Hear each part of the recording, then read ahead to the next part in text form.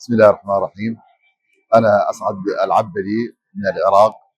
أسعدني المشاركة في هذا المؤتمر الحاشد الكبير الذي قامت الجماعة الإسلامية في باكستان.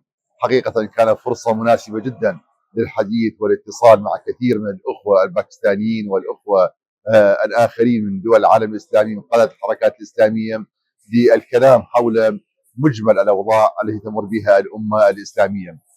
في هذا اللقاء كان هناك الكثير مما نوقش مع هؤلاء القادة، وكذلك اللقاء مع الجماهير الباكستانية المؤيدة لهذا التجمع.